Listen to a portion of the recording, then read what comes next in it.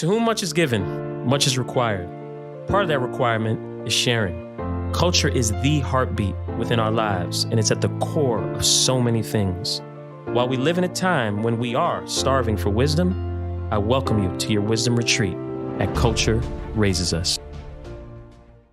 Matt Halfhill, today's guest, founder, CEO of Nice Kicks, which is something that was launched back in 2006 with a mission to provide shoe enthusiasts accurate and credible news and information and history about sneakers. I've had the pleasure of knowing him since the early 2000s and super excited to share his story. But before we do, I would love to get your thoughts on when you hear culture, what does that mean to you? To me, when I hear culture, I think of the actions, so the verbs there, and the visuals of such as arts of things that are important to a group of individuals. Okay. And, I mentioned earlier, I met you when I came back to Nike for my second stint in 2010. And Nice Kicks also had a retail location at that point, I believe in Austin, right? Yeah, that was, in 2010 is when we had opened. Yeah. And I remember bringing a team down there for market travel, and we met there. And you were like the consummate host. And you had a great offering of product, a very pristine presentation of that product experience as well. And to now see how you've evolved your offering with the focus on the content, which is where you started, is a great example for me that represents the evolution of kind of this footwear culture. And footwear obviously plays a very, very significant role in kind of shaping culture as we know it, right? And being a key destination of where these stories become so powerful from a content standpoint. I would love to get your thoughts on if there was a particular moment where you realized just how big and instrumental this footwear culture was to overall culture in life. Yeah, so, I mean, it was very important for me in high school and middle school, but I think that I'll share first the story of where I really knew this thing was huge. Mm-hmm. When my family moved to the Caribbean and we moved to the island of Grenada, and I walked in for the first day to my classroom, and I had my first pair of Jordans were like one of two or three pairs of shoes I brought with me. And it was an almost all black shoe, and I was able to wear those to school with uniforms. And I walked in, and here the kid, like a couple of people in my classroom, just like lose their minds because they were getting to see the new Air Jordans. What number was it? 14. Jeez. Okay, continue. Yeah. So that to me was when I was like, oh my goodness, this sneaker thing is not an American thing. This is much bigger than that. Before that, this was when I was in the 10th grade. In the 9th grade, I'd gone to a school in Fresno, California, and I had like hard time like understanding how to connect and communicate with others. Mm-hmm. But what I did notice was people's shoes. And those who know me can make fun of it all the time. Like, I really obsess over certain things. If I really get into something, I obsess over it. So when I got an East Bay catalog, I didn't just like flip through the pages. No. I had to memorize every model. I needed to know them in each. I mean, I just obsessed over it. But what I found was, like, when I went to this school, I was able to break the ice to have a conversation with somebody over their shoes. It was a language. It was a common language. So, yeah, that was where, and I'm like, wow, shoes are a way I can connect with others. Yeah, so when you talk about it as a language, and then you even talk about the way in which we consumed the information there, even like at eBay, the catalog that we all used to get in the mail. Now, obviously, over the years, the sneaker culture has experienced a significant shift and evolution. How do you think this evolution has kind of impacted the retail landscape? And what role has Nice Kicks played in kind of shaping this transformation? So I think like sneakers, like everything is changing, right? Not just the product is going to evolve, but the companies that sell them. But really the landscape of how and why people buy shoes is ever changing. Mm-hmm. Today's consumer has very different priorities from ours when we were their age, you Yep. know? So it's going to be take a very different thing that gets them excited about purchasing a product. And I think what we have seen through time is that at least when I started really getting into shoes as a consumer, is like it was right before we had these specialty retailers around sneakers and sneaker culture. And early 2000s, this was a very, very small niche thing.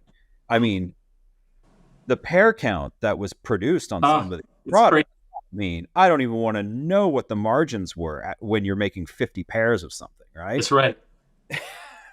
So, it's one of those things. Like, I don't think something like that would be greenlit today, honestly. Right. Um, to see it go from something so niche to something so broad, it inevitably had to be very different, not Hmm. just for what was made, but who it was made for and how it was sold. And so I think what we've just seen is that this sneaker category is starting to mature into like a full blown mainstream business where it is. So the way that we see retail today is very much like not like kind of translates to the way the retail was for the masses when we started buying shoes. Yeah. So yeah, and it's much more built around volume than necessarily the emotion of the consumer when you're at going through the process. Yeah. Which sometimes for me, as even a consumer still, and as an executive within it, that part is dearly missed because I think you can attest to the connectivity and the experience we all felt with those highly coveted, hard to get drops, or whatever you want to call them, at that point. Where, I mean, there's an element of that now, but now it's evolved into sometimes you can't even get it if you're not in the first 2 minutes of this thing dropping, and it's now birthed this other market of kind of this resell business model, which I think has seen a significant amount of growth over the years. And there's a component of that I love in terms of the entrepreneurial piece, but we can get to that. How do you perceive that shift? And what do you think contributed to the increasing demand and desire to kind of partake in purchasing product from a third party at an elevated price point? Yeah. Well, I think I'm going to first address the first part about the whole experience shift, Yeah. because I think like I've been sounding the alarms now for like 6 or 7 years with brands about this, which is that the way that things trended to, and the way that things have been for quite a few years, was not an enjoyable one for consumers. You Mm, know, this idea of the way that product is bought. For a while there was fastest finger wins kind of thing. Now right. it's like the best bot or who paid the best kid who runs a bot to get you your shoes.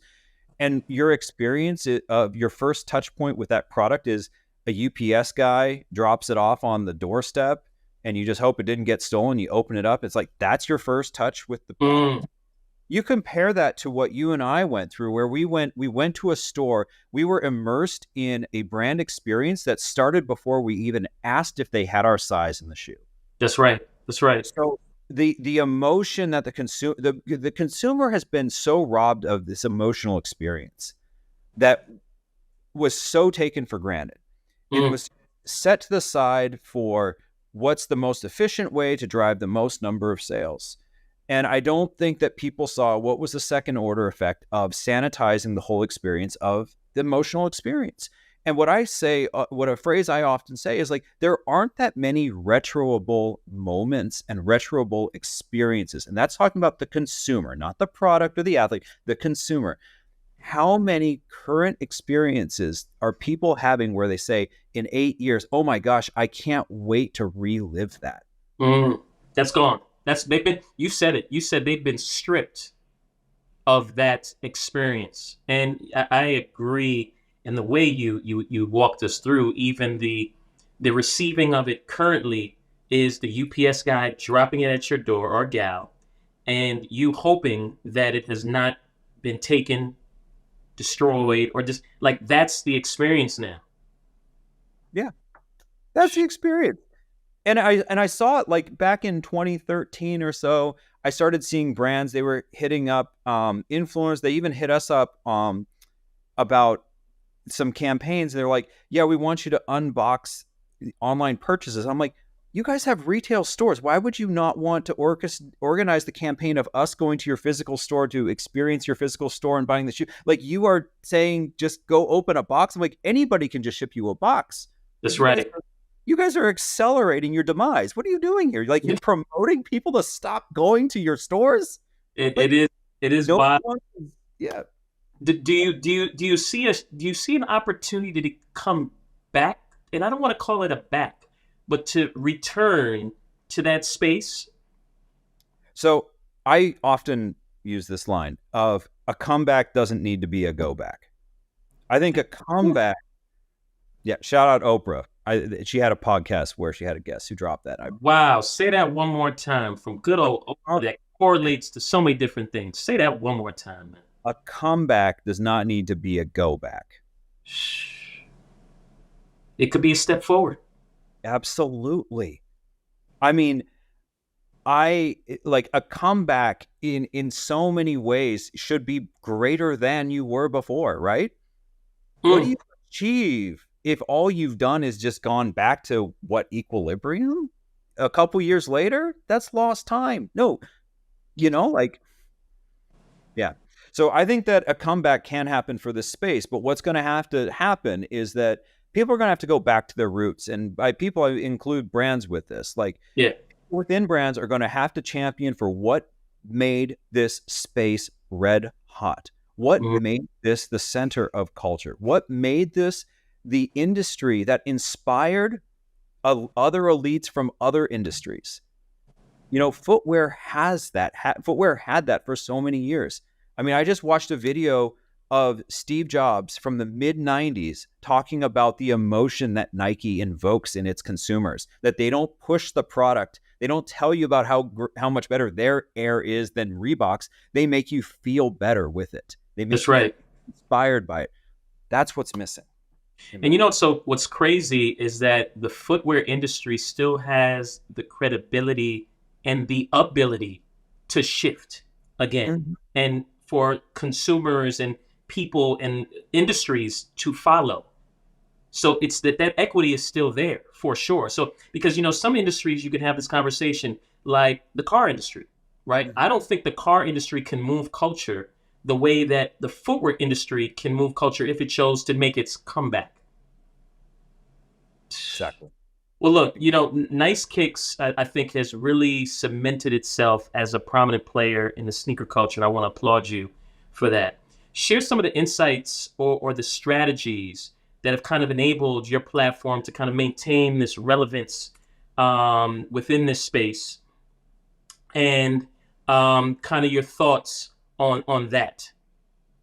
Well, I mean, I think that Nice Kicks is very much one who's had comeback stories throughout its history. I mean, I've been going on this now for like 2+ decades, and we've had our peaks and valleys. And there have been times where we've had maybe not like complete bottoming out, but just not momentum on our side of things. Hmm. Maybe that's just me internalizing how I feel about like where things are. But I really feel like, in recent times, we had really a huge comeback for us as a organization starting in the pandemic, when there was this great reset that happened, and we had a whole new direction of the way we approached content and what our position was going to be to the marketplace, and really inwardly reflecting about like, what are our values, what matters to us, what do we want to lead with out to the market. But I think that the most important thing that any brand can do is there's this constant problem that a lot have, and I was definitely guilty of it, is trying to do all that others can do, and rather than be doing like focusing so much on what is truly you, what is truly unique about you, and what you feel so natural about the most. And it Yeah, was your like, uniqueness. What's your unique proposition, and leaning into that, and not the me too. exactly. Exactly. And so for us, like, the consumer has always been that. Yeah. Like, from day one, like when we launched, we launched with a comment section for a reason on the blog. You know, there was a reason why we were on MySpace from the very beginning. We embraced social media comment sections from the very jump because it wasn't just about the shoes. It was always about the conversation and the stories around them. Mm. Like, and then when we got into that, we started reflecting more and more. And I really credit former creative director Gabe Ocean and, you know, at the time his understudy Des on my team, who really like said like, okay, it's not just the conversation around the product, but also the conversation amongst the people. And how do we elevate what is it that everybody's saying? Like identify what it is and helping to, you know, bring that forward. It sounded like you were developing a community. It's audience development. Yeah. Developing a community. Talk about, you know, because as we talk about community, there's different influences and influencers within respective communities. And I think we're at a place where there are new arbiters of what I call influence. That I think first, the time frame that we're talking about, it was very heavily rooted in sports, very heavily rooted in sports. But now it's kind of evolved into music, fashion, and entertainment. Talk about your thoughts on that and how and what that whole transformation or transition to. Yeah, huge. So, I mean, since the dawn of time, the arbiter of influence in footwear came from athletics. Yeah. I mean, the first professional athlete that I can find that had a shoe deal was a Canadian badminton player, Jack Purcell, and he had it with B. Goodrich.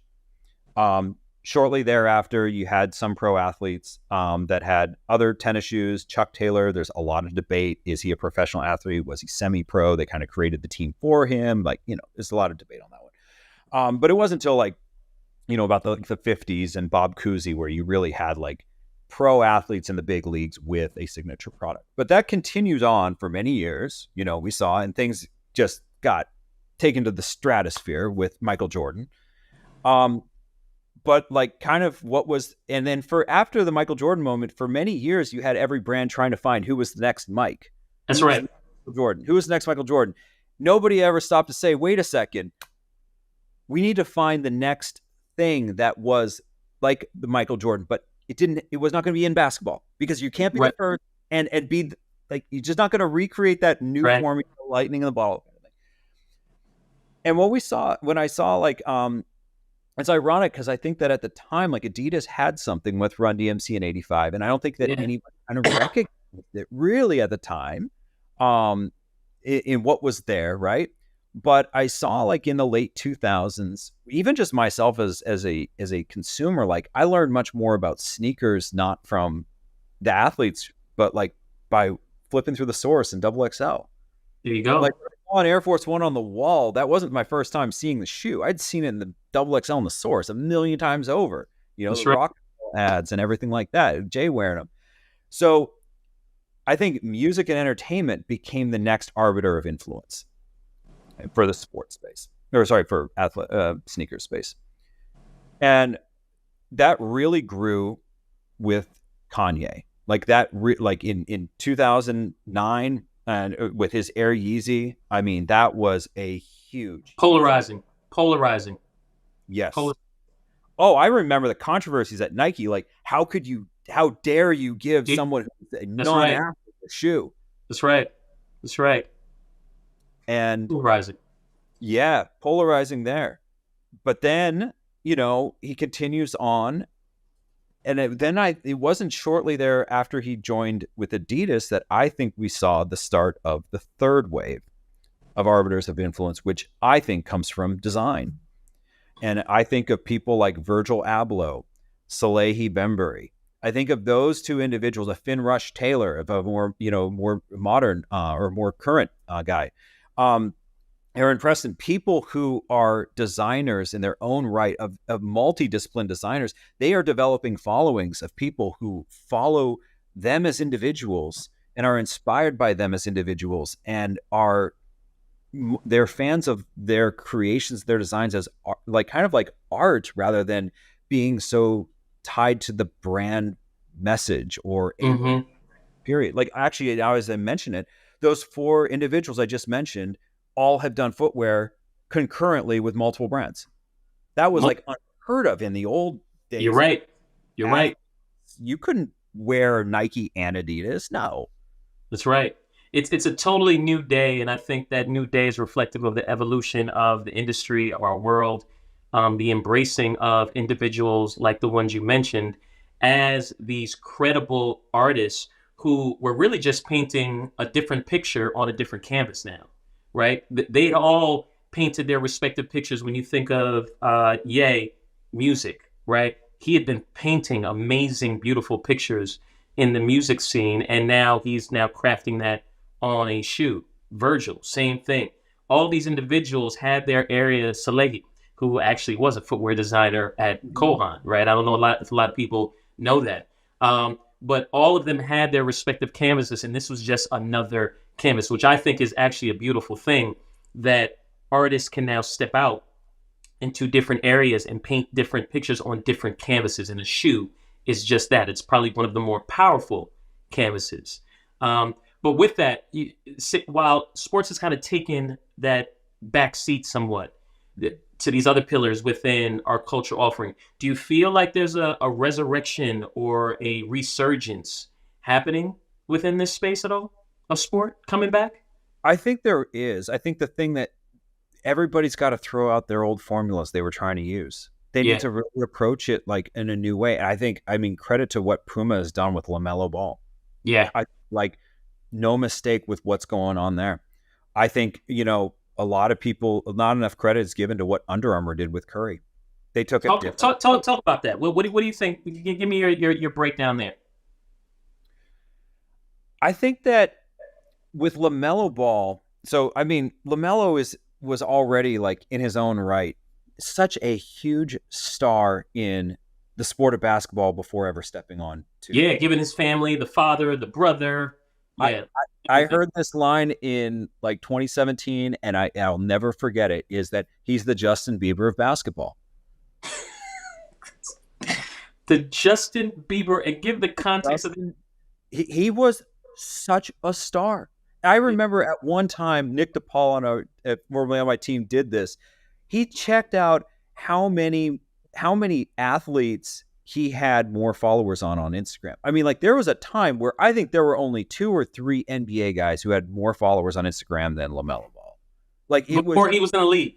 before he was in the league. Like it was insane. Like I mean, LaMelo Ball was a huge star before he showed up, really. Yeah, And I think what's really awesome about that is that we talk about what's going to reinvigorate this space. It's exactly this. I think Bronny James already has. It might not have as much attention on him as his dad did because obviously we had very controlled, centralized media. yeah. But the number of people Bronny's age who are aware of him, it far exceeds the number of teenagers who knew of LeBron James before LeBron was coming in. Mm, I get it. And then talk to me about the Steph piece with Under Armour. I mean, I think the Steph piece, one thing that they were able to do with Steph was that they were able to lean into the underdog story with him, Mm, which, a lot of times I mean, how many big athletes like to be known as the small guy or, right, the guy who's like the little engine that could, like, not a lot of people want that, especially if right, you've been a champion, especially if you're trying to assert like, I've been born great kind of thing. Like there's right. this whole like thing of like, I've always been the best. And they came in with like the underdog story, the guy who was skipped over, the guy who kind of just like left on the draft table. And yeah, I think for Yeah, a lot of young boys, that's a primary, at least in those years, primary basketball sneaker purchasing category. Like, I think there is something to be said for like, you kind of want to be seen as that underdog who's going to be great. yeah. For me, as I look at that, and I think back to a comment you made about brands not looking for the next Michael Jordan, but looking for the next thing that kind of makes sense and that has this point of differentiation, but can still be in the realm of a Jordan, but not trying to be Jordan, but be Jordan-like in leaning into the thing that makes them special. And when I look at the Steph opportunity with Under Armour, I feel like there was something left on the table by not leaning into the kids' business in a more Oh, bold, galvanizing way, right? Because, Matt, let me tell you something. Any parent wants their child to be like Steph on and off the court. Why would you not create a more significant kids business? You lean into the audience who are holding the dollar for their kids, which are parents. They want them to emulate and be like somebody. They're gonna buy the Steph Curry shoe. Why don't you flip the business model and make it 70 to 80% kids, 20% adult, and run your race? I felt that was a miss because Under Armour was trying to follow the blueprint of what everybody. So we've got to have our signature shoe, signature business. We need this men's business to be so big. Uh, you could have ate so well by having your kids' business be the lead, and then grow with them to then be able to take them on the journey of now being your adult core business. yep. That was the miss. I mean, honestly, I think that at that time, Under Armour was trying to do too many things at once.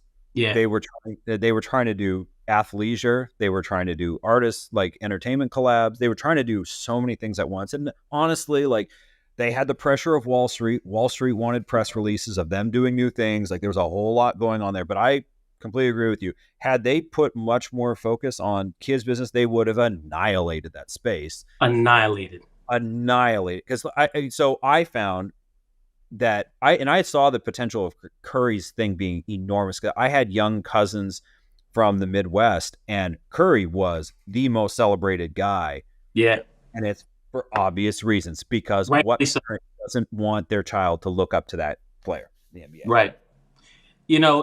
Part of this I look at athletes as kind of in the same vein, a little bit of like brand collaborations, right? And they've become, I think, so prevalent now within the sneaker industry. How do you see this phenomenon kind of shaping consumer behavior, and what impact do you think it has on the overall culture of sneaker enthusiasts and collectors? Well, I mean, one thing that we've started to see finally is that brands had this old blueprint of somebody signs on as a signature athlete, and it was kind of maybe not a lifetime deal, but career deal.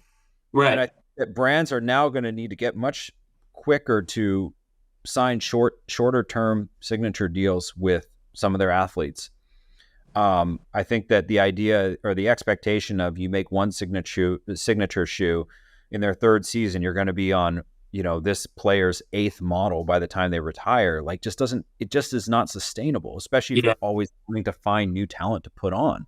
So I think that brands need to be quicker on, a line I like to say is you pull the plug, you pull the oil out of the engine, not when it has to be replaced. You do it before it needs to be replaced. And you should do Mm. it more often. So you're saying then that the collaborator model is one that makes sense, that should be incorporated into that of the endorsement deals that are happening with athletes, I right? think that I think that you can do that. It just needs to, yeah. I think just overall you need much more turn. The problem that I felt had been plaguing basketball was that it just got very formulaic in that, Mm. oh, this month it's going to be the new KD, oh, then it's the new PG, and then oh, it's the new Kyrie, and then 12 months out you're like, oh, it's that same order again, oh, Mm. one more on each one. And there is something to be said for you don't want to necessarily kill off a line that has a great following. But I think that brands need to be quicker to change out some of the lines if they're Yeah, yeah, but and there is a sense of, repetition is reputation, right? You want to have some sort of consistency, but to your point, that there has to be some wow moments of surprise and something that is, not expected. The unexpected can add on to that repetition a little bit. Yeah, and I think it also didn't help that when you went to any retail store that carried the basketball category of a specific brand, all the same models were pretty much available at each one. Maybe once in a while you'd have a colorway that wasn't here, wasn't there. But I'm like, Right.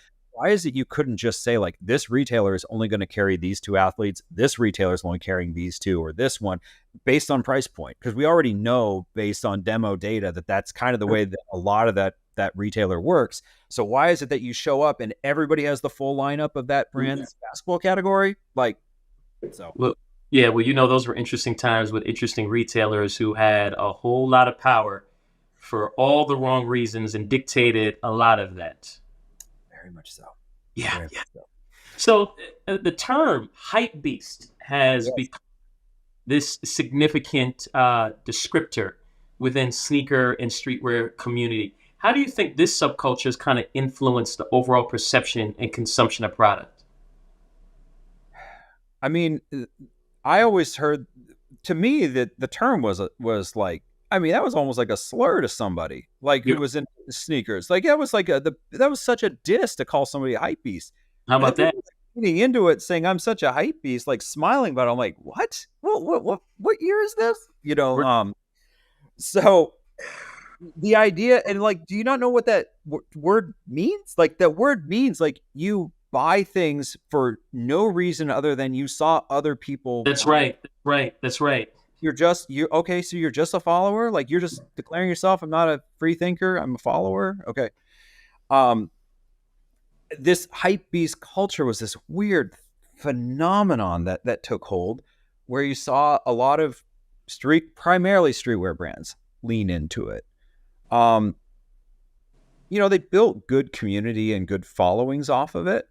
Um, but the problem that I always found with it is that if you build your business around somebody who's just going to be follow the leader, they'll just as easily go follow something else soon. That's right. That's right. So, There's no loyalty there. yeah, it's all. I mean, go back to that. Start with why. Shout out Simon Sinek. Like, why are they buying your product? Why are they engaging with you? If it's a very cheap reason, it'll be a very cheap reason for them to not be engaged anymore. I love that.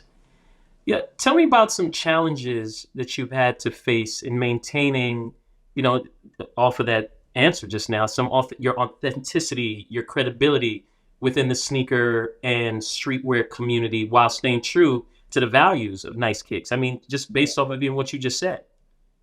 I mean, one of our biggest challenges we had was honestly when we opened the retail store, because you had now to balance the thing of running a business where you needed to sell product, as well as also having a voice of always keeping it honest about how you feel about different products. Brands, yeah.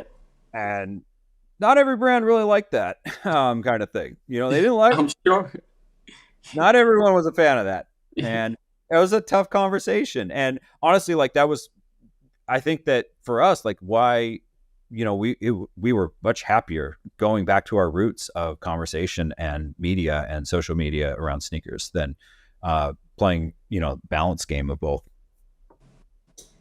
So yeah, what prompted you to go into the retail space in the first place? Man, it goes back to everything. For me, it's all about the emotion and the experience. Because I wanted to create a space. First off, I always called it Nice Kicks, like retail space or Nice Kick space.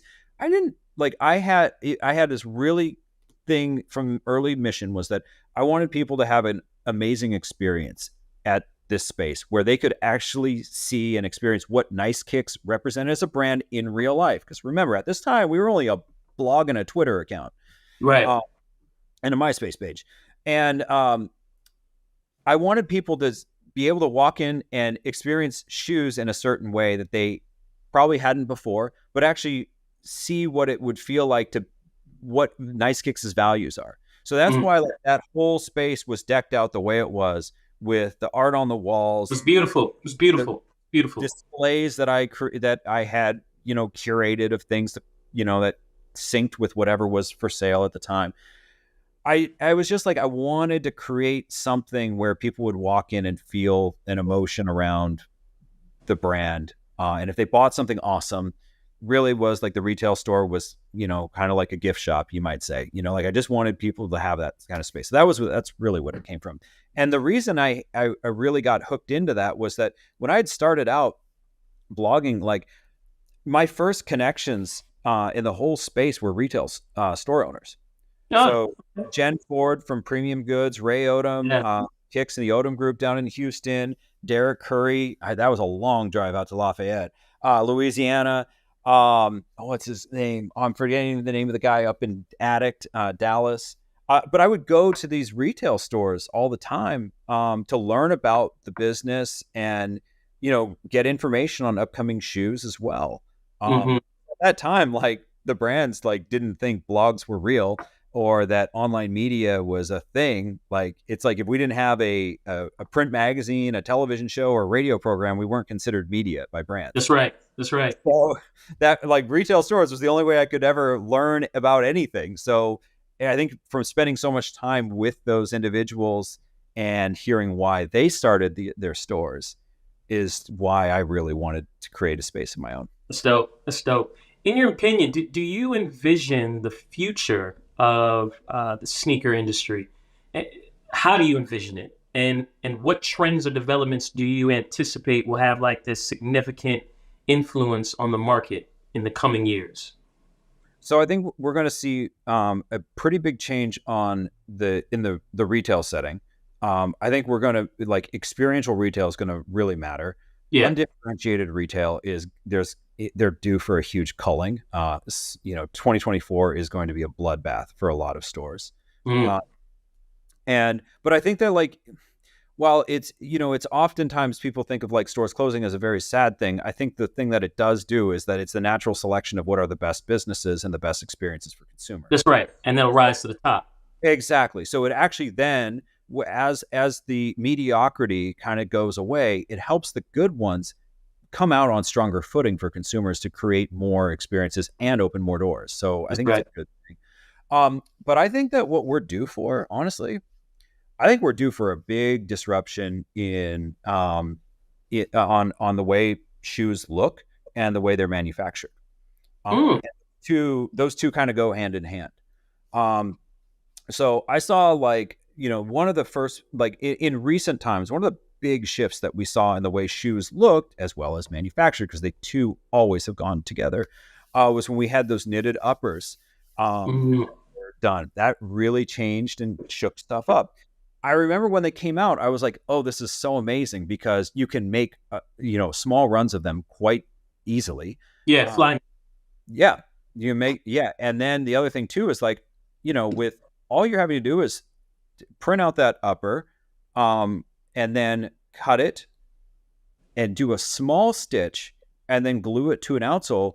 I was like, it wouldn't be that hard to get one of these printers or sorry, one of these looms close to the consumer, import the outsoles, and make the shoes on demand very close to the consumer. Mm. That never came to be. I always hoped it would. I know that some people in Mexico had set these up, but nobody in the U.S. did.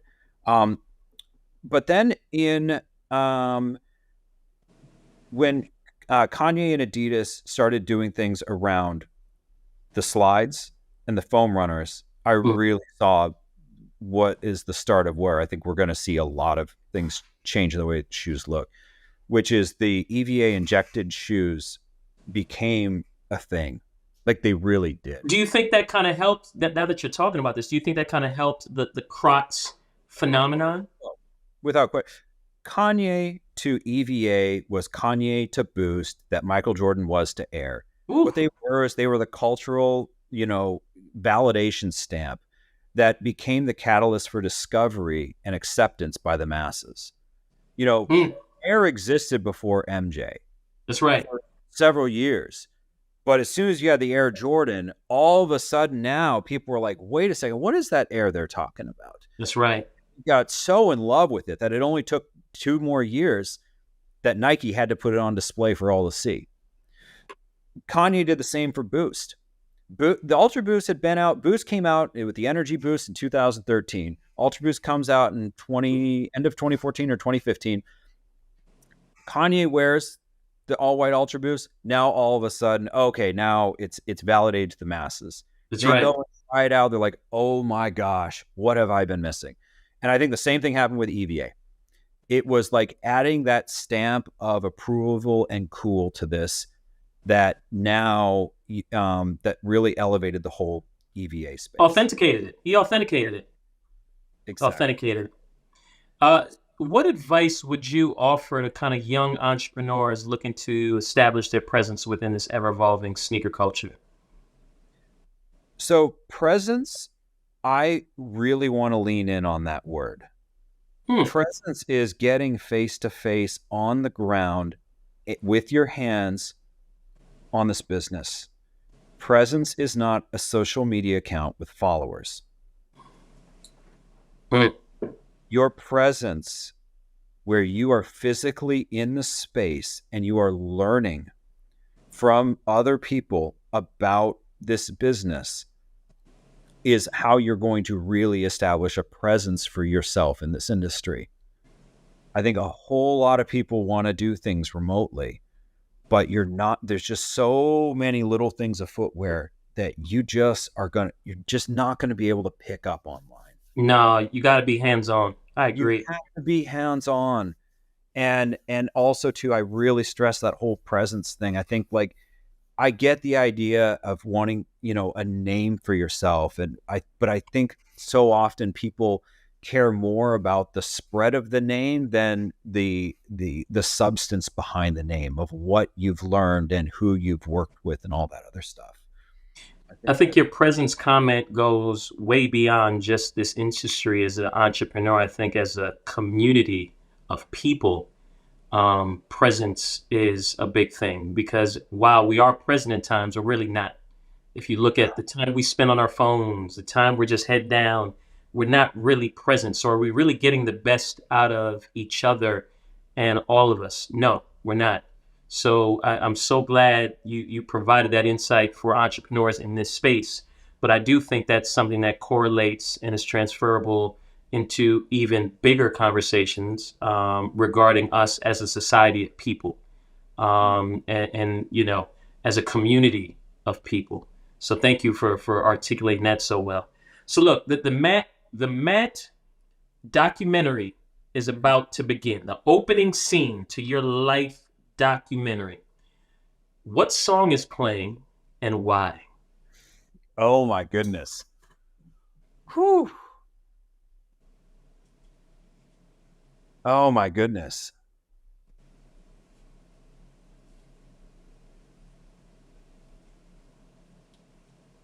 I'm going through all the different music that's been like so important in my life. Like that's the What thing. what punches through? Something is punching through though. Something's punching through. Man, do you have any idea how many eras of music I've had in my life? I, I, So I like do. I'm probably right behind you. I grew up, so early 90s country was so huge for me. Like Okay. my family would watch CMT every single night. New Orleans jazz was my first real love with music. Nice. That's before all this sneaker stuff. My life playing jazz was everything. I mean, I'm Nice. looking at my banjo I got up here in my office still. Um, Nice. Remember, this is just the opening scene. It's the opening scene. We're gonna have a lot of others. The score is gonna encompass all yeah, the variety of songs and music. That I, opening scene, though. yeah, I will say, like, listen, you get a nice riff, a nice banjo riff, like that is a really good opening scene music. Okay. You know, Okay. I love it. I'll take it. hey, And I mean, Dre used it for he used the banjo, he sampled the banjo for Still Dre. I, you know, that's right. Is there a particular song, or just the banjo in general would be the lead kind of? oh man, I'm having a hard time with this one. I don't even know which one I do. I don't even know which one I do. But it would be banjo centric. I think you got to go banjo something on that. I love it. I love it. No, if you like it, I love it. So Yeah. listen, we always end these sessions with, providing three seeds that you want to leave with the stewards of culture moving forward. Very much the correlation to like a farmer. Would love to hear your thoughts on what three seeds you think are critical that you'd want to make sure, if nothing else, people walk away with this. I think that one of the most important things that people need to do is be looking out for and prioritizing themselves.